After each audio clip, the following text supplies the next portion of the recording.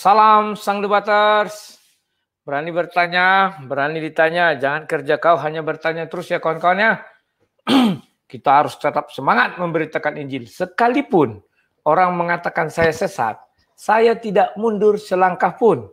Ingat ya, karena saya pun bicara dari isi kitab suci, tidak dari kitab-kitab lain. Bahkan profesor doktor saya hiraukan. Saya hanya bicara apa kata kitab suci, kawan-kawan ya. Sekalipun dunia membenci saya tidak peduli. Sebab bagiku hidup adalah Kristus, mati adalah keuntungan. Dan Yesus pun sudah mengatakan, berbahagialah kamu, karena oleh namaku kamu dicaci, dihina, dimaki, dan segala macamnya. Oke kawan-kawan, sekarang ada lagi orang yang ingin mematahkan teori saya itu ya, namanya Urban Channel. Dia ingin menggugat 1 Korintus 15 ayat 5, ya kan? Yang kemarin saya katakan bahwa Yesus bertemu dengan ke-12 muridnya. Ya kan? 15 ayat 5, 1 Korintus 15 ayat 5. Masih ingat ya kawan-kawan ya? Tapi tak apa-apa, saya segarkan lagi pikiran kalian ya, biar mengenai hal itu. Dan saya putarkan monolognya si Urban Channel ini dulu ya kawan-kawan ya. Sebentar ya kawan-kawan ya. Kita dengar apa kata, sebenarnya Urban Channel ini suara-suaranya kayak saya kenal ya.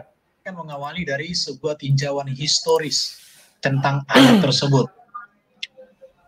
Yang pertama, setelah Yesus naik ke surga, hal pertama yang dikerjakan para murid adalah mengganti posisi Yudas sebagai seorang murid. Hal itu bisa dibaca di dalam di dalam Kisah Rasul pasal 1 ayat 15 sampai dengan ayat 26. Di sini perikopnya oleh LAI dibuat Matias dipilih menggantikan Yudas. Di mana dikatakan bahwa setelah Yesus naik ke surga, maka yang pertama yang mereka lakukan di tengah murid-murid adalah mengganti Yudas dengan seorang bernama Matias. Dan ini terjadi ketika murid-murid menantikan. If you manage a team, you should be using Monday.com. Maaf kawan-kawannya ada iklan. Ya, saya bukan tidak mau nontonnya, tapi karena topik kita kan membahas channel itu ya.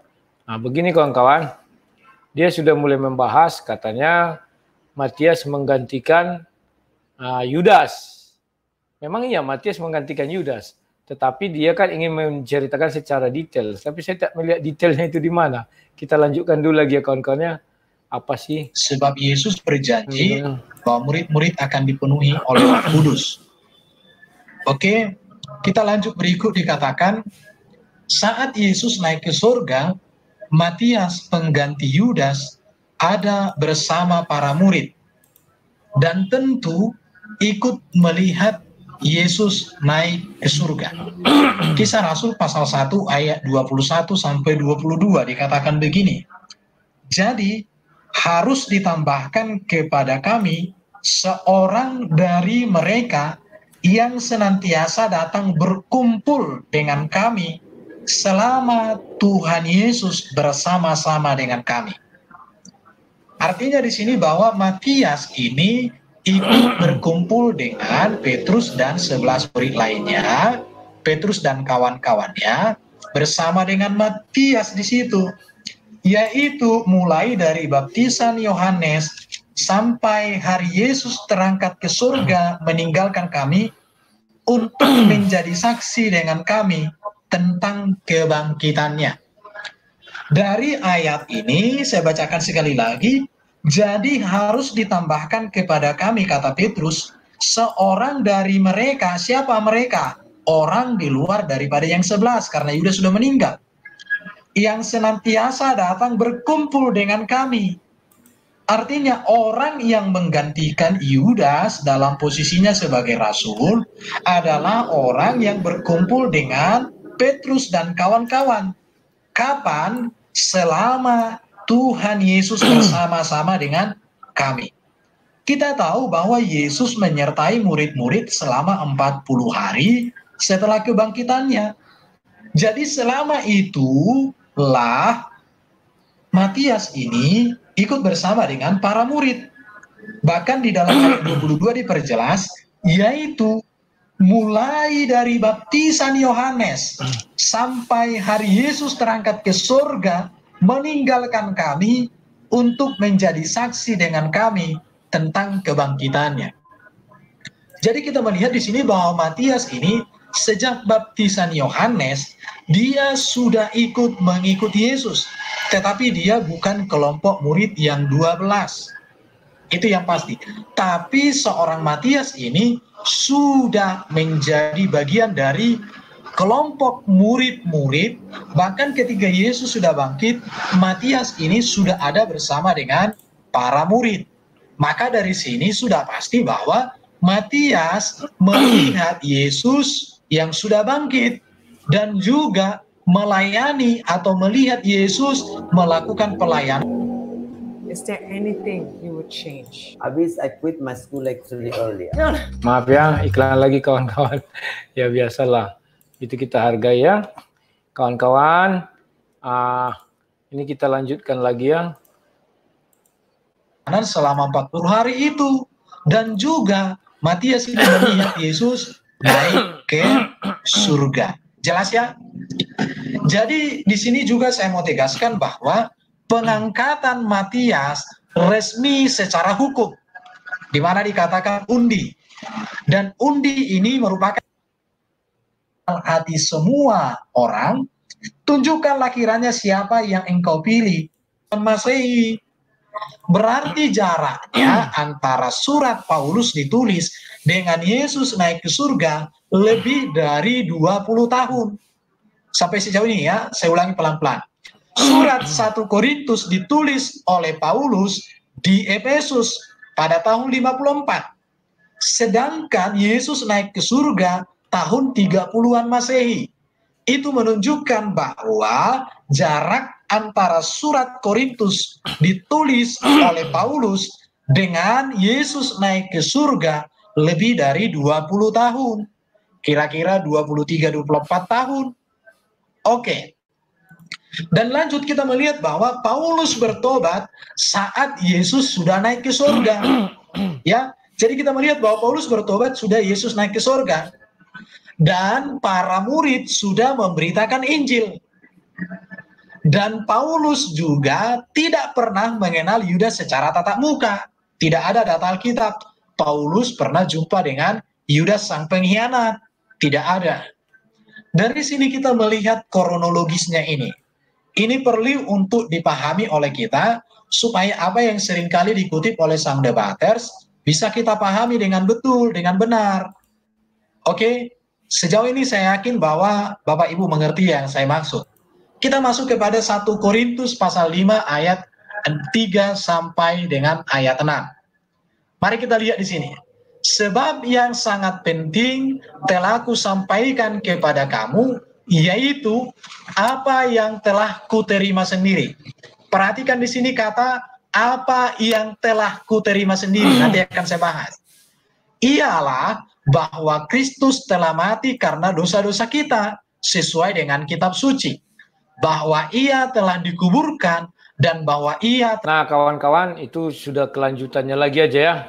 Nah, saya akan membahas apa yang diceritakan oleh Urban Channel ini ya. Begini kawan-kawannya, dia untuk mematahkan itu seolah-olah mengatakan, Paulus kamu tidak ada di situ, sok-sok tahu. Kira-kira gitu ya. Maka dia tuntut-tuntut, dia gugat-gugat. Kapan si Paulus ini mulai menulis kitab suci kan demikian. Dia lupa, saya bukakanlah kepada kalian kawan-kawan biar kalian paham bahwa 1 Korintus 15 itu, 1 Korintus 15 ayat 5 itu, di sana kan dijelaskan bahwa Yesus itu bertemu dengan Kefas atau Simon. Ya, dan itu di kitab suci memang dikatakan bahwa bahwa Yesus bertemu dengan Kefas, Simon pertama kali kan dia lari ke kubur itu, baik di Matius, Markus, Lukas, Yohanes ya. Setelah itu apa yang terjadi kawan-kawan? Ini dia kawan-kawan. Bahwa Yesus mengatakan setelah itu bertemu dengan 12 murid. Nah, perhatikan di sini di Yohanes 20 ya. Yohanes 20 ayatnya ke-24. Tetapi Thomas, seorang dari ke-12 murid itu yang disebut Didimus, tidak ada bersama mereka ketika Yesus datang ke situ. Tahu nggak kalian kenapa tetap dikatakan 12 murid? Padahal si Yudas sudah wafat, sudah mati. Kenapa tidak dibilang Thomas, seorang dari 11 murid Yesus itu? Kan selesai. Memang ada di kitab lain dikatakan 11 murid. Ya kan? Nah, di Yohanes ini katakan 12 murid. Bilangan itu masih tetap 12. Apakah di sini sudah ada Matias? Kan demikian lagi. Ya kan? Nah, Matias belum ada di situ, belum diangkat menjadi penggantinya si Yudas. Sekalipun argumennya si Urban Channel ini, akhirnya kita lihat Matias ya. Lalu mereka mengusulkan dua orang, Yusuf dan disebut Barsabas, dan juga bernama Justus dan Matias ya, dan Matias. Nah, perhatikan, ini peristiwa setelah Yesus naik ke surga dan murid-murid sudah tidak bertemu Yesus lagi karena sudah naik ke surga. Mereka hanya menunggu datangnya Roh Kudus, turunnya Roh Kudus ya kawan-kawannya. Maksud saya itu turunnya Roh Kudus. Nah, maka yang diangkat jadi orang ini ngambil undi namanya Matias. Jadi menurut dia, karena Matias ini adalah menjadi bilangan itu 12 katanya. Sementara ayat itu mengatakan setelah Yesus bangkit, terus menampakkan diri kepada murid-murid. Sementara si Matias itu diangkat menjadi murid setelah Yesus naik ke surga. Berarti di sini sudah buyarlah harapan Urban Channel yang mengatakan bahwa bahwa yang masuk 12 itu adalah Matias di dalamnya. Karena ayat itu Korintus itu jelas mengatakan bahwa Yesus datang ketika habis bangkit menampakkan diri kepada Simon, Kefas atau Simon Petrus dan kepada 12 murid. Nah ini ya, dan di Yohanes 20 tadi kita lihat bahwa masih dijelaskan di sana disebutkan Thomas itu salah satu dari ke-12 murid. Dan setelah itu Thomas kan tidak hadir ketika Yesus datang. Maka satu hari mereka berkumpul lagi, dikuncilah semua pintu. Barulah di situ Yesus bertemu dengan ke-12 murid. Paham ya kawan-kawan ya? Nah, sekarang kawan-kawan, kita buka lagi kisah para rasul itu. Dia menggunakan ayat 21 ya. Ini enaknya bicara Bible ini. Bible ini, aduh, saya salut sekali ya, kitab suci yang paling hebat menurut saya nih. Tidak kayak kitab suci lain, saya harus mencari kalau di kitab pendeta-pendeta top pendapatnya, itulah saya ambil, saya buka lah itu. Kalau saya nggak mau, Bible tidak begitu. Tidak perlu saya memikirkan pendeta top itu. Maka saya katakan saya akan merobohkan keangkuhan teologi, orang-orang teologi ya. Dengan apa saya merobohkannya? Dengan isi Bible itu sendiri. Saya tidak perlu mengutip menurut Profesor Dr. Ezra Albert Soro, tidak. Menurut Profesor Dr. misalnya Gilbert Lumondong, tidak ada itu. Menurut Bible, nah itu saja. Profesor itu kan manusia. Oke kawan-kawan ya. Sekarang kita lihat. Di ayat 21 katakan, jadi harus ditambahkan kepada kami seorang dari mereka yang senantiasa datang. Berkumpul dengan kami selama Tuhan Yesus bersama-sama dengan kami. Senantiasa datang itu tahu nggak maksudnya apa? Urban Channel harus paham. Misalnya ini, Yesus kan tidak diam di satu tempat. Yesus kan mobile. Misalnya Yesus ke Nazaret. Rumah si Matias di mana? Apakah si Matias pergi ke Nazaret? Sampai di Nazaret, Yesus sudah pergi. Apa maksudnya ya? Kalau kalian bicara logika, bicara dengan logika standar ya, yang baku ya. Contoh nih, Yesus pergi ke daerah Galilea. Sementara si Matias rumahnya di mana? Kan datang katanya, yang senantiasa datang. Dia datang ke sana berapa hari perjalanan? Yesus sudah pindah lagi ke Nazaret, sudah pindah lagi ke Yerusalem. Kan jaraknya jauh itu. Dia senantiasa datang. Kalau dikatakan senantiasa datang, artinya dia tidak hidup tetap dengan di dalam bersama murid-murid Yesus. Ada kalanya dia pergi, ya kan, balik ke rumahnya. Nanti Yesus kemana lagi datang, baru dia datang, senantiasa datang. Ya, jadi yang saya lihat di situ adalah begini. Misalnya rumah dia di Galilea. Setiap Yesus datang ke Galilea, dia senantiasa datang. Nah, gitulah kira-kira ya. Atau yang dekat-dekat Galilea, bisa mengalami perjalanan 1 jam, 2 jam. Kalau ikut Yesus terus bukan dibilang senantiasa datang, tetapi mengikut Yesus. Memang betul dia senantiasa datang sampai Yesus naik mulai dari baptis. Jadi ketika Yesus dibaptis dia ada datang. Artinya dia tinggal di mana? Sekitar Sungai Yordan. Kan demikian. Karena kalau kalian bilang dia di Nazaret, dia nggak tahu Yesus itu datang. Kan jauh itu, harus diberitahukan dulu kabarnya. Dia kan nggak tahu. Jadi dia mengetahui Yesus itu datang kapan? Ketika katanya dari baptis, artinya rumah dia di sekitar Sungai Yordan. Ya kan? Nah, kalau dibilang ke Yerusalem Yesus pergi, artinya jauh. Dia nggak tahu Yesus di Yerusalem. Maka harus ada pemberitaan sama dia, oh Yesus di Yerusalem. Baru dia datang. Jaraknya berapa hari? Maka dia ke sana. Sesampainya di sana mungkin dia sudah pergi lagi. Paham ya Urban Channel? Saya hanya membantu kalian cara berpikir. Boleh kalian mematahkan teori saya, tetapi kalian harus jangan kehilangan akal sehat. Sekarang yang terjadi adalah semua yang membantah teori saya kehilangan akal sehat. Ya, bahkan belum diangkat Matias menjadi murid katanya sudah bertemu Yesus. Kan aneh. Nah, contoh lagi ketika kita bicara di dalam ruang perjamuan, apakah Matias datang ke sana? Kan tidak. Ya kan? Ayat itu jelas mengatakan bahwa Yesus duduk bersama 12 muridnya. Apakah Matias masuk dalam hitungan 12 itu? Kan tidak. Paham maksud saya kawan-kawannya? Inilah yang saya selalu katakan, kita harus peka melihat sesuatu itu. Jangan kita asal nyerocos saja, nggak karu-karuan ya. Nah, sekarang apa lagi yang mau dia bilang? Ya, semua sudah gugur. Pernyataan dia mau dibilangnya Matias gugur.